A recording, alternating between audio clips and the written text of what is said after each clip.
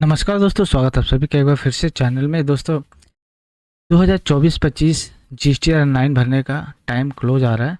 आपने वर्किंग भी शुरू कर लिया होगा, लेकिन जीएसटीआर 9 इस साल जब भरने के लिए आपको कौन कौन से टेबल जो है कंपलसरी है और कौन कौन से टेबल जो है ऑप्शनल है, वो जानना काफ़ी ज़रूरी होता है और मददगार भी होता है, ताकि आपको एक आइडिया हो जाता है कि कौन कौन से टेबल है जिसको आपको प्रायोरिटी देना है, प्रायोरिटी पे भरना है, और कौन कौन से टेबल जो ऑप्शनल है। तो आज की वीडियो में मैं आपको बताऊंगा कि जीएसटीआर 9 भरते समय फाइनेंशियल ईयर 24-25 का कौन कौन से टेबल जो है जो कि ऑप्शनल है आपके लिए, और आप उसे ऑप्शनल के हिसाब से लेकर अपना वर्किंग जो है करेंगे।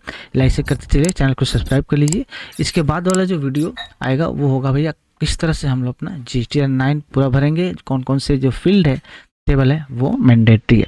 तो चलिए आज की इस वीडियो में लोग देखते हैं कौन कौन से टेबल जो है GSTR 9 for financial year 24-25 mandatory नहीं है, ऑप्शनल है, किस तरह से आप फिलअप करेंगे, क्या क्या क्राइटेरिया है। चलिए, तो जीएसटीआर 9 फॉर फाइनेंशियल ईयर 24 की हम लोग बात कर रहे हैं। 9 भरेंगे, उसके बाद अपना 9C भरते। तो नोटिफिकेशन नंबर 1 आया था 13/2025, जो कि 17 सितंबर 2025 को इशू हुआ था।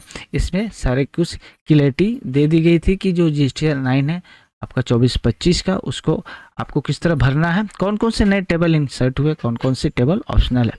चलिए हम लोग देखते हैं कौन कौन से टेबल ऑप्शनल है इस बार का। सबसे पहला हम लोग लेंगे टेबल नंबर 5। अब टेबल नंबर 5 में दो जो टेबल है वो ऑप्शनल है।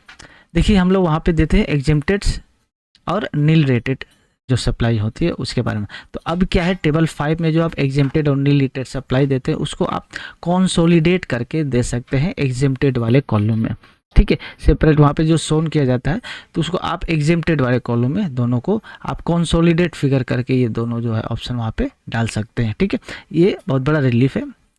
टेबल नंबर 5 में ही दूसरा आपका है ऑप्शनल, वो है अमेंडमेंट या फिर क्रेडिट नोट या फिर डेबिट नोट।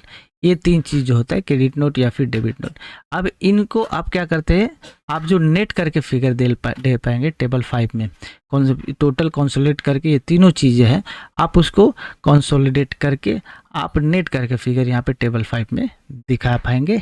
आप चाहें तो उसको आप अलग अलग भी दिखाएं, लेकिन वो ऑप्शनल आपको दिया गया है फील्ड है। आप चाहे तो ऐसे भी आप उसे ट्रीट कर सकते हैं, उसे फिलअप कर सकते हैं।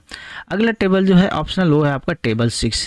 इसमें क्या होता है भैया, इसमें हम लोग देखते हैं bifurcation of input tax credit. आपको पता है टेबल 6 में ब्रेकअप दिया जाता है कि इनपुट टैक्स क्रेडिट आपका सर्विस पे कितना है, आपका गुड्स पे कितना है, और आपका कैपिटल पे कितना है। ये सारे कुछ यहाँ पे डिटेल आपका ब्रेकअप वहाँ पे कॉलम बनाए हुए, टेबल बनाए हुए, उस हिसाब से भरना है।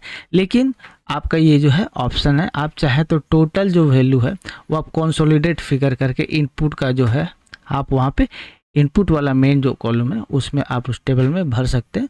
वेरिफिकेशन का ज़रूरत वहाँ पे नहीं है, आप टोटल इनपुट वाला में आप कंसोलिडेट फिगर वहाँ पे डाल सकते हैं टेबल 6 में। ठीक है, टेबल 6 में ही एक और आपका टेबल है जो ऑप्शनल है, वो है आपका है कंसोलिडेट आईटीसी अंडर आरसीएम। अब ये रजिस्टर से या फिर अनरजिस्टर से, दोनों केसेस में आपका आरसीएम का अंडर में जो आईटीसी होता है उसको आप एक ही जगह भर सकते हैं। अंडर रजिस्टर्ड वाला जो लाइन है, जो ऑप्शन है, वहाँ पे आप ऐड करके दोनों जो है अनरजिस्टर्ड और रजिस्टर्ड वाला जो आईटीसी है आरसीएम के लिए, वो आप एक साथ भर सकते हैं।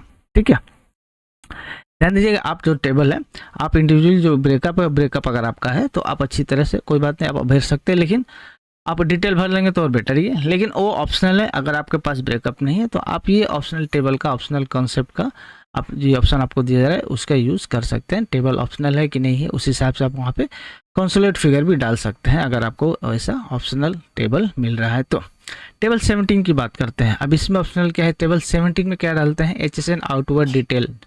ठीक है, ये हमें मैंडेटरी डालना पड़ता है 21-22 से। आपको पता है कि एसएसएन का डिस्क्लोजर आपको करना पड़ता है। अब इसमें आपको ध्यान देना होगा 6 डिजिट अगर आपका 5 करोड़ से ज़्यादा का टर्नओवर है, और 4 डिजिट हम लोग देते हैं जब 5 करोड़ से कम का टर्नओवर होता है, ओनली फॉर B2B। ये आपको ध्यान रख के करना पड़ेगा जी। अब एक और टेबल है आपका, आगे का जो टेबल है 15, 16 और 18, टेबल 15, 16 और 18। अब इसमें जो रिफंड का जो डिटेल जो होता है, इंफॉर्मेशन जो दिया जाता है वो, और आपका जो इनवर्ट सप्लाई का जो डिम्ड सप्लाई होता है उसका जो आपका HSN का जो इन्वर्ट का डिटेल होता है वो दिया जाता है इस टेबल में, लेकिन वो अभी ऑप्शनल है। आपको पता है पहले से भी ऑप्शनल, अभी कंपलसरी नहीं हुआ।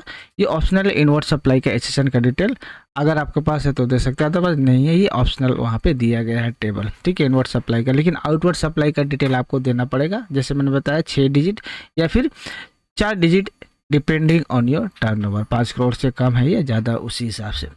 तो दोस्तों ये जो टेबल्स हैं वो ऑप्शनल है, आप इन टेबल को ऑप्शनल तरीके से ट्रीट कर सकते हैं और आप इसे उसी हिसाब से आप फीडअप कर सकते हैं, अपने GSTN 9 तैयार कर सकते हैं। आई होप ये वीडियो आपके लिए इन्फॉर्मेटिव होगी।